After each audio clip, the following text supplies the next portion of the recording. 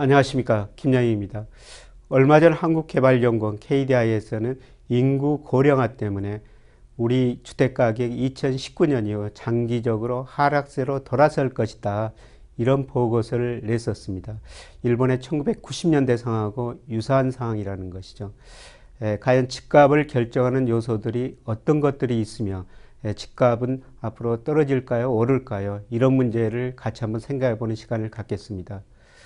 우선 최근 집값 동향 보면요, 2013년 8월 이후 집값이 우리나라 전체적으로 오르고 있습니다. 그래서 2013년 8월부터 올해 4월까지 전도시 평균이 국민은행 통계에 따르면 약 4% 올랐습니다. 근데 지역별로 아주 큰 차이가 있는데요. 대구가 거의 17% 올랐고 강주가 6% 올랐습니다. 반면에 대전, 서울, 강북은 1%대의 상승에 그쳤습니다. 서울도 1.8% 상승에 그쳤고요. 근데 강주, 대구가 집값 상승을 주도했습니다만은 장기적으로 보면은 그동안 대구, 강주가 집값 상승률이 가장 낮았었습니다. 그래서 어느 정도 키 맞추기를 하고 있다, 이런 과정이 전개되고 있다 볼 수가 있겠습니다. 최근 정부에서 뭐 저금리로 그 다음에 여러 가지 건설 관련 부양 정책으로 집값이 좀 오르고 있습니다만은 과연 이게 추세 상승일 것인가 아닐 것인가, 그거를 한번 고찰해 보는 시간을 가질 필요가 있을 것 같습니다. 집값을 결정하는 여러 가지 요소들이 있는데요. 우선 최근에 전세 가격이 오르니까 집값이 오르죠. 최근에 전세 가격이 많이 오르고 있는데요. 그 이유는 뭐냐면은 우리나라만 있는 전세 제도가 월세 제도로 바뀌는 과정에서 지금 전세가 많이 부족하지 않습니까? 그래서 금리가 매우 낮다 보니까 전세 공급자는 월세를 선호하고 있고, 또 전세를 살고 싶어하는 사람들은 원금을 보존하기 위해서 전세 수요가 늘어났습니다. 그래서 전세 가격이 오르고 수요가 부족해가지고 전세 가격이 오르고, 그러다 보니까 집값도 오른 겁니다. 최근에 보면은 전세 가격이 집값, 주택 가격이 한 1개월 정도 선행했는데요. 최근에 다행스럽게도 전세 가격 상승세가 다소 둔화되고 있는 것 보니까 집값 상승세도 조금 둔화될 것이라고 볼 수가 있습니다. 여러 가지 경제 변수가 집값에 영향을 미치는데요. 제가 VAR, 벡터 오토 리그레션, 이 모델에서 분산분해를 한번 해봤습니다. 이 분산분해라는 것은 이 모형에 들어가는 변수 중에서 어떤 게 주택가의 변동에 가장 큰 영향을 미치는가, 그걸 보는데요. 여기서 경제 변수로 금융시장 변수로서 코스피, 주가, 가계대출금리, 소비자 물가 상승률, 그다음에 대표적으로 경기를 나타내는 동행지수 순환 변동치, 이런 걸 넣고 한번 모델을 결정해 봤습니다만은 우선 주택가격 상승률이 자체 변동에 큰 영향을 주고 있습니다. 예를 들어 가지고 6개월 후 79.7이라고 나와 있는데, 이 의미는 뭐냐면은 지금부터 6개월 후에 집값 상승률을 결정하는 것은 지금 집값 그 자체다. 그러니까 집값이 한번 상승하면은 꾸준히 한 방향으로 꾸준히 상승한다는 것이죠. 그리고 나머지 경제 변수를 보니까요, 주가나 소비자 물가 상승률은 집값에 그렇게 큰 영향을 미치지 않았습니다만은 가계대출금리, 동행지수 순환변동치, 이게 비교적 집값에 영향을 많이 미쳤습니다. 예를 들어서 1년 후 집값 변동의 21%를 가계대출금리가 설명해 줬고 7%를 동행지수 순환변동치가 설명해 줬습니다. 그래서 집값을 결정하는 경제 변수 중에서 가장 중요한 것은 금리다, 이렇게 지금 볼 수가 있는 것이죠. 그런데 가계대출금리 계속 떨어졌지 않습니까? 2008년에 가계대출 금리가 5%가 넘었습니다만은 올 4월 달에 2.97%로 이제 3%도 떨어졌습니다. 그래서 금리가 낮아지니까 우리나라 가게들이 돈을 빌려 가지고 집을 사고 있죠. 최근 보면은 이 돈 늘어나는 속도, 대출 속도가 너무 빠르다는 생각이 듭니다. 최근에 보면은 가계 담보 대출, 이게 한국은행에서 2008년 이후 발표를 하고 있는데요. 근데 최근에 보니까 거의 증가율이 전년 동기 대비 12%로 통계를 발표한 이후 최고치를 기록하고 있습니다. 조금 우려되는 분위기인데요. 지금 많은 사람들이 금리가 낮으니까 돈을 빌려가지고 집을 사고, 그래서 집값이 오르고 있다, 이렇게 볼 수가 있을 것 같습니다. 두 번째로 경기인데요. 경기는 그렇게 좋지 않습니다. 현재 경기 상태를 나타내는 게 통계청에서 동행지수 순환변동치를 작성하는데요. 이거 거의 정체된 상태지 않습니까? 그래서 경기는 별로 안 좋습니다. 그리고 하반기 경기도 그렇게 좋아질 가능성이 낮습니다. 엔화 약세, 그 다음에 중국 경제 성장 둔화로 우리 수출 증가율 상반기에 마이너스를 기록하고 있고요. 하반기에 약간 플러스로 전환되리라고 생각됩니다만은 그렇게 크게 증가할 것 같지는 않습니다. 그리고 최근에 소비가 약간 증가하고 있습니다만은 우리나라 가계가 금융자산, 부동산 자산 크게 늘어나지 않고 고용이 불안하니까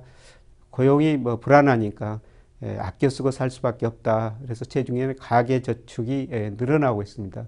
이런 것 보면은 하반기에도 경기가 별로 좋아질 것 같지 않습니다. 최근에 집값 상승은 경기가 좋아서라기보다는 금리 하락 때문이다. 이렇게 볼 수가 있을 것 같습니다. 물가도 주택 가격에 중요한 영향을 미치는데요. 물가가 오르면 사람들이 실물 자산을 선호하면서 집을 사게 되죠. 근데 장기적으로 주택 가격 적성성 여부 판단할 때 소비자 물가에 비해서 얼마나 올랐느냐 실질 가격을 작성해서 발표하는데요. 그런데 다행스럽게도 우리나라 주택 가격은 버블은 아닙니다.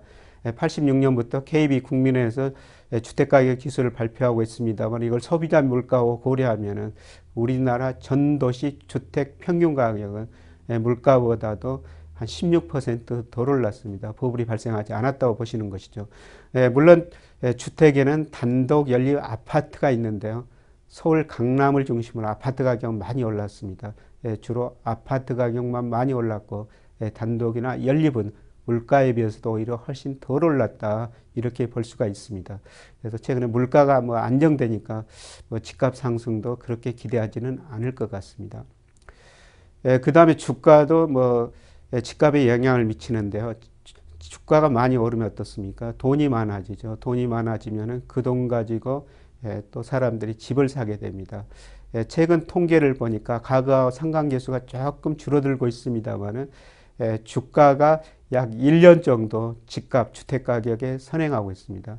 최근에 주가가 약간 오르고 있습니다만 상승폭은 미미합니다. 이런 것 보면은 앞으로 집값이 오르더라도 큰 폭은 아닐 거라고 보고 있습니다. 근데 장기적으로 이제 집값에 가장 중요한 영향을 미치는 게 사실 인구 구조죠. 제가 경제를 25년 넘게 공부하면서 경제의 모든 비밀은 인구에 있구나 이런 생각이 자주 들었습니다만은 사실 사람들이 젊어야 투자도 하고 소비도 많이 하는데 나이가 들면은 소비도 상대적으로 줄일 수밖에 없죠. 그런데 우리나라 인구 고령화가 전 세계에서 가장 빠른 속도로 전개되고 있습니다. 보통 고령화 사회라면은 65세 인구가 7% 이상 될 때 고령화 사회라고 그러고요. 고령 사회는 65세 이상 인구가 14%일 때 고령 사회다 이렇게 이야기를 하고 있는데요. 고령화 사회에서 고령 사회로 가는데 프랑스가 115년, 미국 65년, 일본 24년 걸렸습니다. 우리나라 19년 걸린다는 겁니다. 2019년 이때 가면은 65세 이상 인구가 14%를 넘는다는 것이죠. 그래서 KDI가 이런 지표를 보고 앞으로 2019년 이후는 집값이 장기적으로 하락할 것이다. 이런 전망을 내는 것 같습니다. 그런데 인구 중에서도 집값에 가장 중요한 영향을 미치는 인구 구조가 35세에서 55세 사이 인구입니다. 이 사람들이 직장 들어가지고 돈 벌어가지고 집 사는 시기 아니겠습니까? 일본의 사례를 보면요. 1990년까지 이 인구가 꾸준히 증가했었습니다. 그래서 80년대 중후반까지 일본 집값이 폭등하다가 그 다음에 이 인구 비중이 90년에 정점을 치고 그 이후로 집값이 폭락했지 않습니까? 일본 사람들이 80년대 중후반 집값이 많이 오를 때 집을 투자재라고 생각했었습니다. 집을 사면은 가격이 올랐었으니까요. 그래서 집이 투자재다 이렇게 생각했었는데요. 근데 90년 이후 집값이 폭락하고 나서는 집은 투자재가 아니라 소비재다. 집은 단순하게 사는 데다. 이렇게 인식이 바뀌었죠. 우리가 자동차를 쓰면은 감가상각 가치가 떨어지지 않습니까? 집도 새 집에서 살면 살수록 헌집되고 가치가 떨어져야 된다는 것이죠. 우리나라 이 인구 35세에서 54세 인구 이미 정점을 치고 떨어졌습니다. 최근에 집값이 오르고 있습니다만 이런 인구 구조를 보면은 KDI는 2019년 이후에 집값이 떨어진다고 보고 있습니다만은 아마 35세, 55세 주로 집을 사는 인구, 이 인구를 보면은 오히려 그 이전에도 집값이 떨어질 수 있다. 이런 전망을 해볼 수가 있겠습니다. 우리나라 베이비붐 세대 은퇴가 지금 이루어지고 있고요. 그 다음에 인구 고령화 보면은 집값이 추세적으로 상승하기는 힘들어 보인다. 이렇게 전망해 볼 수가 있겠습니다. 자, 오늘은 집값을 한번 다뤄봤는데요. 내용을 다시 한번 요약해 드리면은 최근에 한국개발연구원 KDI가 인구 고령화 때문에 2019년 이후에 우리나라 주택 가격이 장기적으로 하락할 수 있다. 이런 보고서를 냈습니다. 그래서 집값에 어떤 경제 변수가 영향을 주는지를 한번 살펴봤는데요. 모형을 통해 가지고 분석해 봤습니다만 집값에 가장 크게 영향을 주는 것은 가계대출금리였었습니다. 금리 계속 하락하고 있습니다. 하반기에 미국이 금리 인상하면서 일시적으로 오를 수가 있습니다만 장기적으로는 금리가 더 떨어질 가능성이 높습니다. 왜냐하면 우리나라 국가 전체적으로 보면 저축이 투자보다 높고 그 다음에 은행이 기업이 돈을 안 갖다 쓰니까 계속 국채를 살 수밖에 없고요. 그 다음에 최근 통계에 보면은 중국인들이 우리나라 국채 많이 사고 있습니다. 그래서 금리는 앞으로 더 떨어질 가능성이 높고 이거는 집값 상승 요인이라고 볼 수가 있습니다. 그러나 경기나 인구 구조 측면에서 보면은 집값이 지속적으로 상승할 가능성은 낮다 이렇게 볼 수가 있는데요. 지금 엔화 약세 때문에 우리나라 수출 감소하고 있습니다. 소비 등 내수도 별로 좋지 않고 있습니다. 그리고 앞으로 집을 살 수 있는 인구들, 특히 집값에 가장 큰 영향을 미치는 35세, 55세 인구가 갈수록 비중이 줄어들 가능성이 높습니다.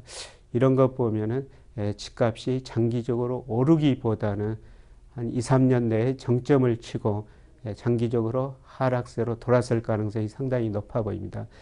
최근 저금리 때문에 많은 분들이 은행에서 돈을 빌려가지고 집을 사고 있는데요.